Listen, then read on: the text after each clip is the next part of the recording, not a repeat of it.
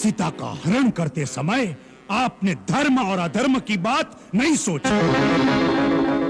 मंदोदरी भाभी और विभीषण की नीति और धर्मयुक्त बात नहीं सुनी।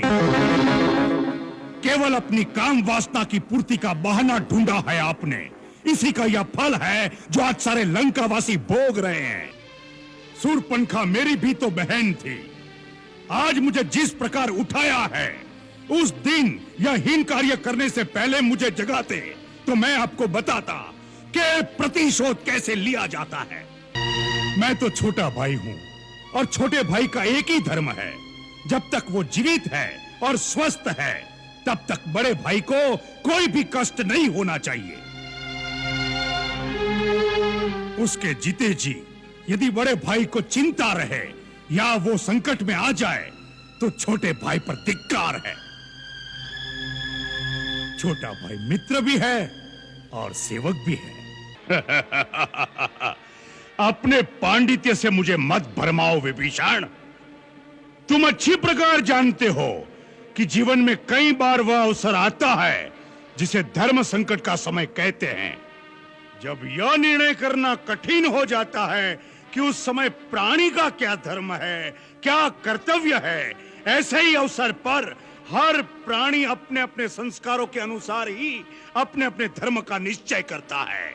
क्या धर्म है, क्या अधर्म है, इसकी व्याख्या देश और काल के अनुसार सबकी अलग अलग होती है।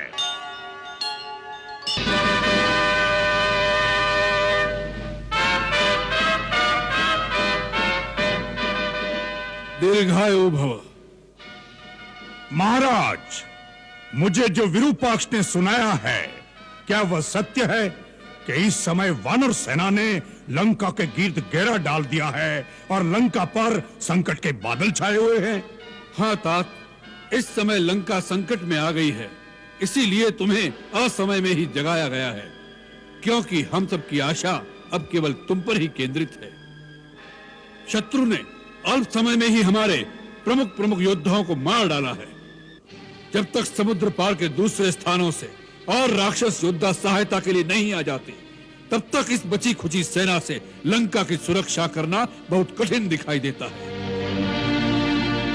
लंका का कोष भी खाली होने वाला है, इसलिए भी तुम्हारा युद्ध भूमि में जाना आवश्यक हो गया है। इंद्रजीत से कुछ नहीं हुआ? जब हम स्वयं राम से टक्कर नहीं ले सके तो इंद्रजीत उसका सामना कैसे कर सकता था? इसलिए अभी तक हमने उसे युद्ध में नहीं भेजा है। आप स्वयं क्या रणभूमि में गए थे? हाँ, जब प्रहस्त और मकराक्ष भी मारे गए तब हमने सोच लिया कि शत्रु ऐसे योद्धाओं से वश में आने वाला नहीं है।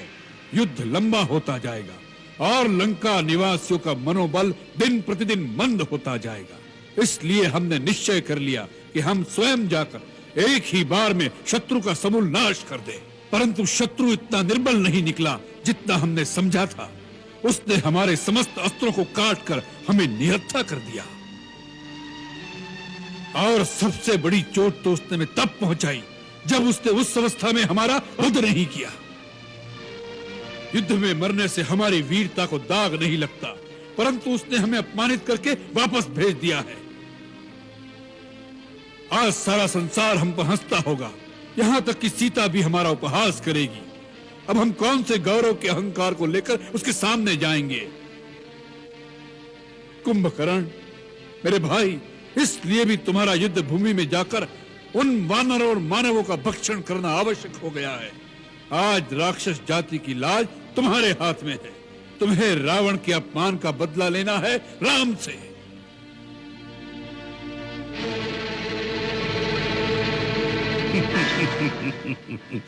तीनों लोकों का विजेता रावण, जिसके आगे शस्त्रहीन, श्रीहीन और मानहीन होकर रह गया, उस पर भी आपने इस बात पर ध्यान नहीं दिया कि वास्तव में श्री राम कौन है। कुंभकर्ण,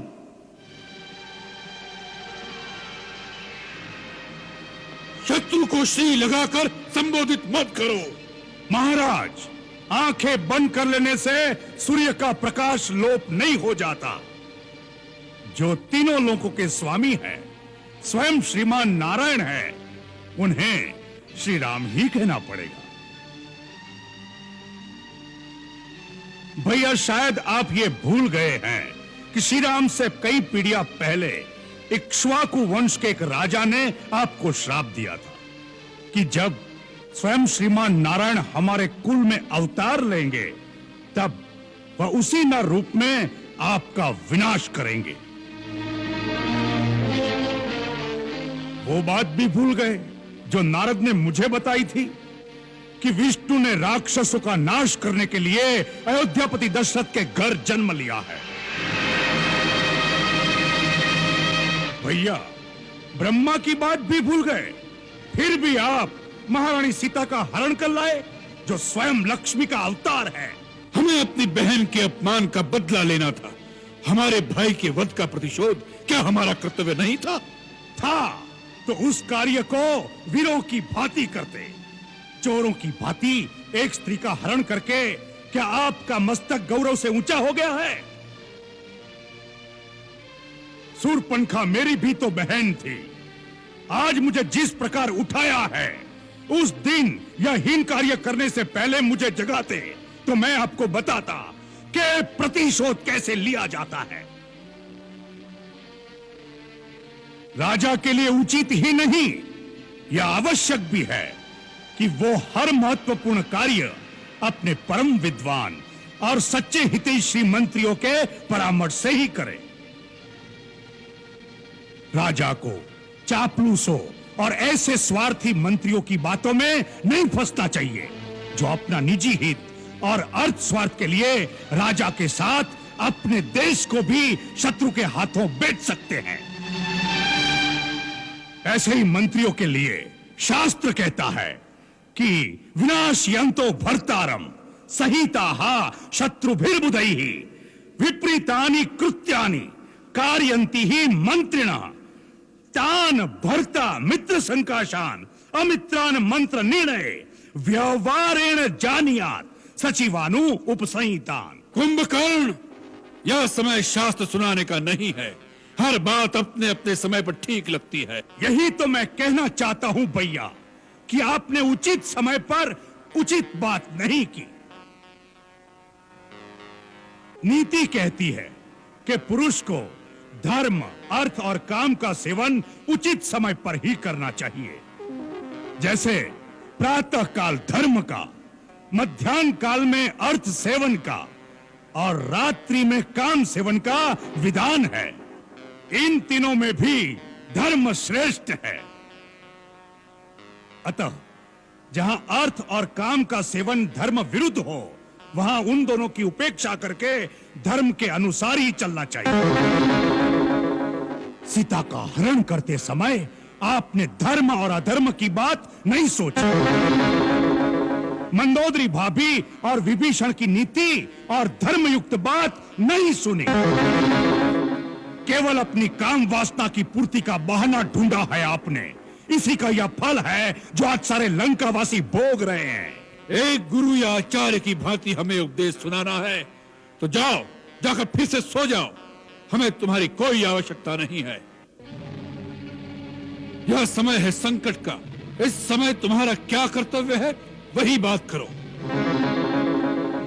मान लिया हमने भ्रम से नारायण को नहीं पहचाना, मान लिया अपने चित्त के मोह में एक स्त्री का हरण कर लिया, मान लिया अपने गौरव और अहंकार में हमने किसी का परामर्श नहीं सुना। इन सब बातों की चर्चा करने से इतिहास पीछे नहीं मुड़ जाएगा। जो बीत गया बुद्धिमान उसका शोक नहीं करते, भविष्य की चिंता कर्मयोगी नहीं करता। इस समय इस क्षण क्या करना है उसका ही निश्चय आवश्यक हो जाता है। तो निश्चय कर लो कि तुम्हारा अपनी जाति के प्रति, अपने भाई के प्रति कुछ कर्तव्य है या नहीं। तुम हमें शास्त्र सुना रहे थे। अरे शास्त्र में तो यह भी लिखा है कि यदि भाई ने कोई पाप भी किया हो, वो अपराधी भी हो, तब उस संकट में जो उसका साथ दे वही भाई कहलाने योग्य होता है। अपराधी को तो शिक्षा सभी दे सकते हैं, परंतु भाई वही है जो संकट में साथ खड़ा रहे, सहायता करे, शिक्षा न दे। सहस्रदयो विपन्नार्थम दीनमभ्युपद्यते सबंधुर्यो अपनितेषु सहायायोपकल्पते।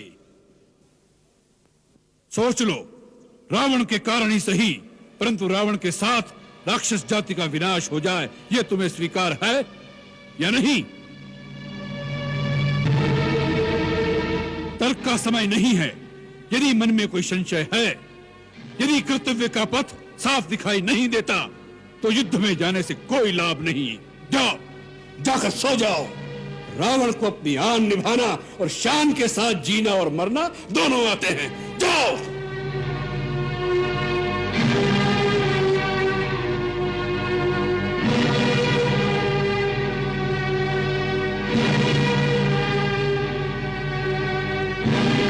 भैया, आपने मुझे ठीक प्रकार से समझा नहीं।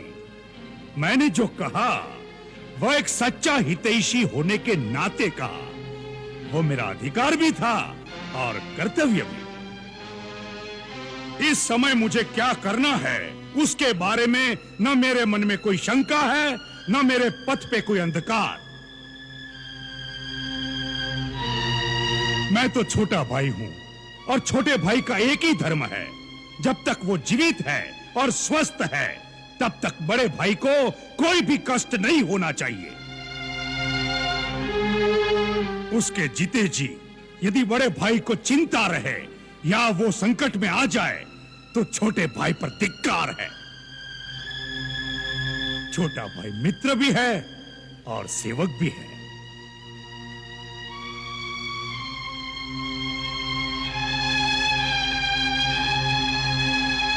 कुंभकर्ण, हमें तुम पर गर्व है।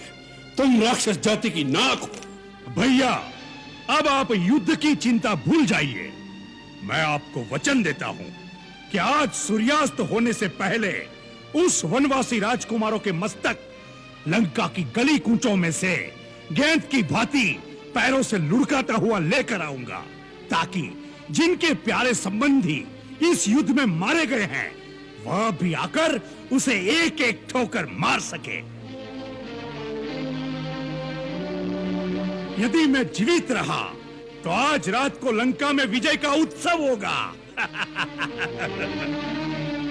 परंतु क्या?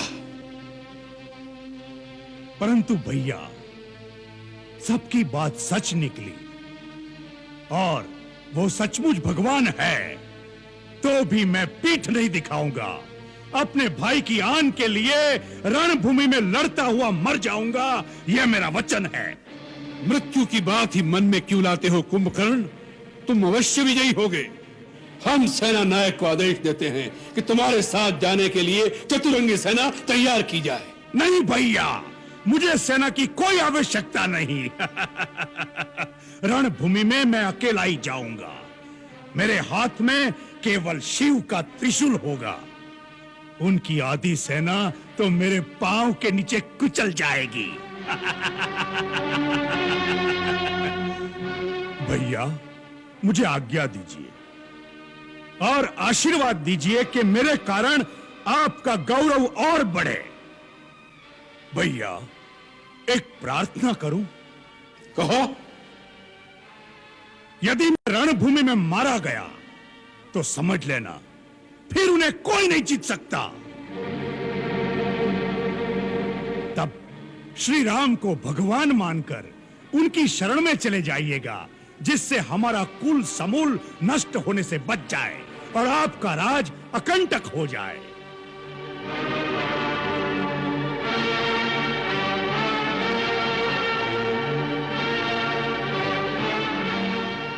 प्राणी जब अपने कुटुंबी जनों के साथ बैठकर ऐश्वर्य भोगता है, तभी वह प्रसन्न और संतुष्ट हो जाता है।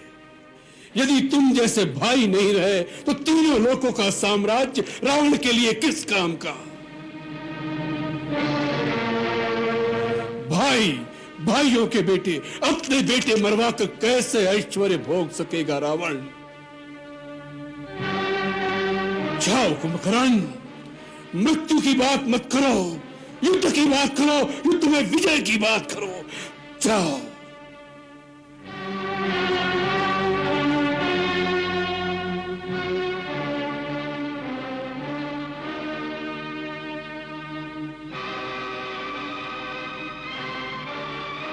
भैया, मुझे आशीर्वाद दीजिए।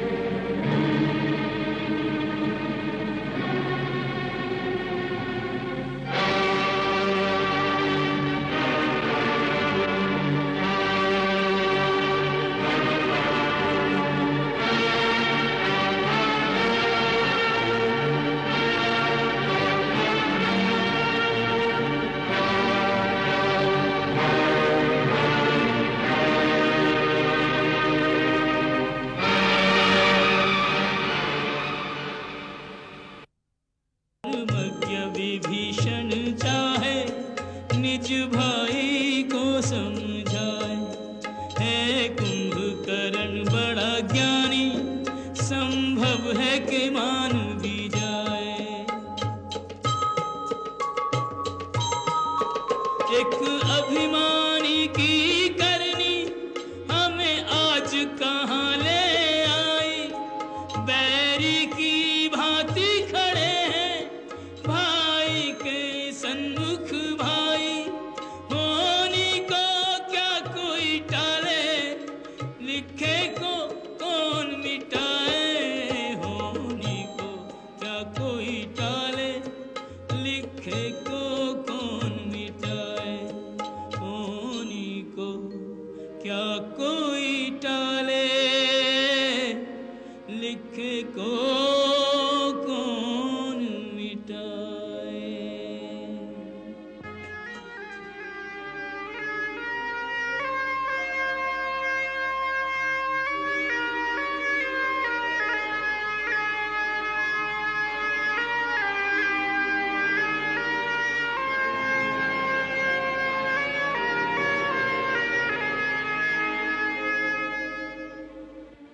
तुझे क्या आशीर्वाद दूं? चिरंजीवी होने का वरदान तो तुझे स्वयं ब्रह्मा दे ही चुके हैं। मुझे इतना ही वरदान दीजिए भैया कि मैं सदा धर्म और नीति के मार्ग पर ही चलूं, मैं कभी अधर्म के मार्ग पर न जाऊं। ये वरदान भी तू ब्रह्मा से पा चुका है।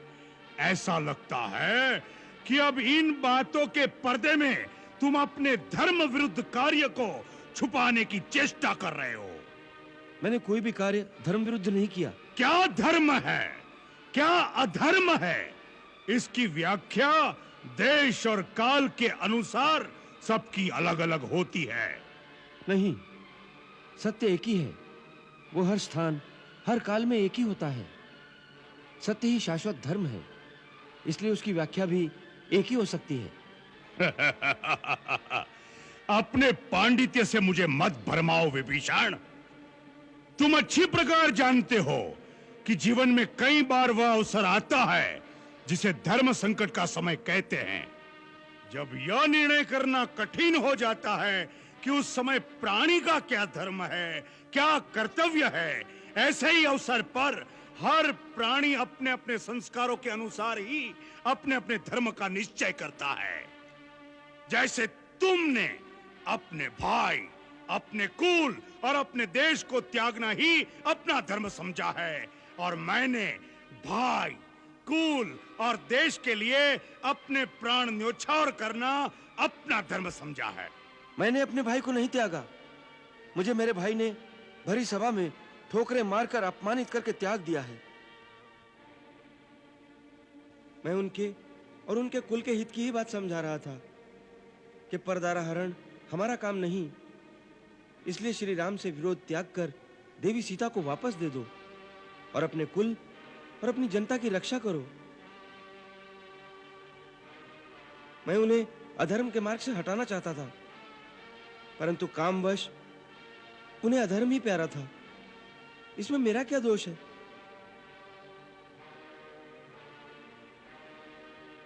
विभीषण, यदि शरीर में कोई दोष, कोई रोग भी आ जाए तो अपनी भुजा अपने शरीर का त्याग नहीं कर देती। भाई भाई की भुजा होता है।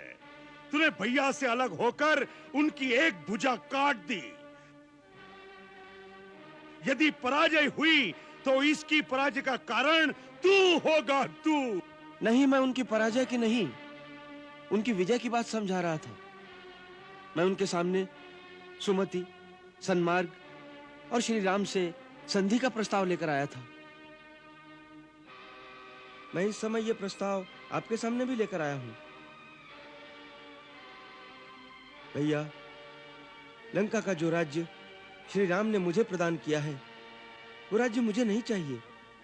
वो राज्य मैं आपको समर्पण करता हूं। परंतु आप इस संहार को रोकिए, क्योंकि इससे सारी राक्षस जाति का विनाश हो जाएगा। और इसका कारण है महाराज रावण का दुराचरण। आप भी तो इस दुराचरण से सहमत नहीं है भैया?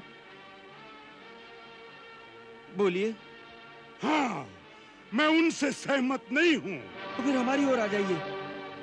दुष्कर्म और दुराचार के लिए अपने बंधु को भी दंड देना अधर्म नहीं है। यदि इस समय आप उनका साथ छोड़ देंगे तो संभव है वो स्वयं ही सीधी राह पर आ जाएं। भैया, इस समय यही आपका धर्म है।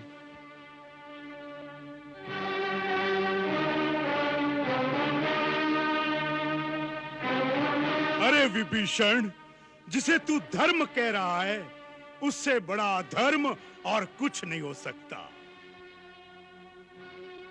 आने वाली पीढ़ी तुझे कितना बड़ा धर्मात्मा और राम भक्त क्यों न माने, परंतु अपने देश, अपने कुल, अपने घर से विश्वासघात करने के लिए कभी सम्मान की दृष्टि से नहीं देखा जाएगा तुझे।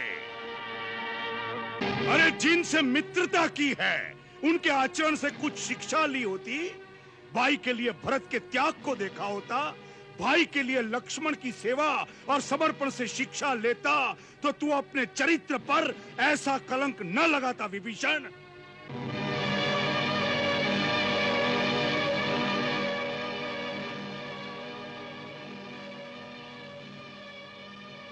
भरत और लक्ष्मण के चरण चिन्हों पर चलने के लिए श्री राम जैसा आदर्श और मर्यादा पुरुषोत्तम भाई भी होना चाहिए। अरे अच्छे के साथ तो सभी अच्छे रहते हैं, फिर भाई और भाई का रिश्ता क्या? विभीषण, इस युद्ध में क्या भैया अकेले ही मर जाएंगे? उनके साथ मरने वाला और कोई भाई नहीं होगा? अरे दृश्य तो वह होगा कि जहां रावण का मृत शरीर होगा, उसके चारों ओर उसके भाइयों, उसके पुत्रों के मृत शरीर उसकी शोभा बढ़ा रहे होंगे, जिसे देखकर देवता भी मस्तक झुका देंगे। जाओ विभीषण, अपने स्वामी राम को सावधान कर दो। अब सामना खर और दूषण से नहीं, त्रिशिरा और वाली से कपट युद्ध नहीं, सामना आज अजय पर्वत के समान अभेद्य कुंभकर्ण से है, जिसकी हुंकार से विधाता ब्रह्मा भी थर्रा उठा था। कुंभकर्ण इस बात की वह चट्टान है जिससे टकराकर उनके बाणों की नोक टेढ़ी होकर उन पर ही प्रहार करेगी। तीर, तलवार, गदा और भाले टूट टूट कर गिर जाएंगे। उसने असुरों के नाश का संकल्प लिया है, तो आज कुंभकर्ण भी राम का सिर ठोकरे मारता हुआ अपने लंकेश के चरणों तक ले जाने का पण ठान कर आया है।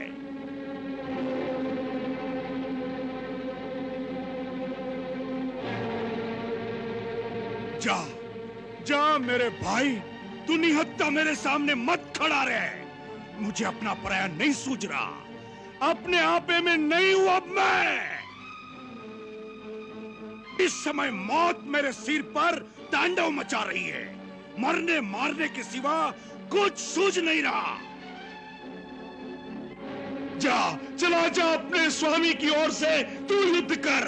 अपने राजा, अपने भाई के लिए मैं युद्ध करूं।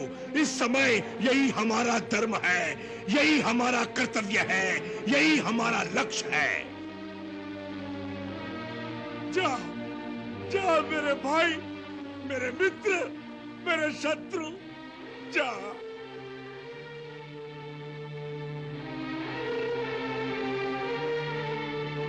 जा, चला जा विभीषण, चला जा।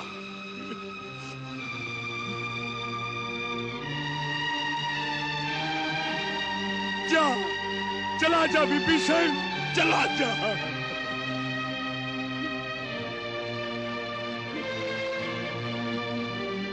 विभीषण, मेरे भाई,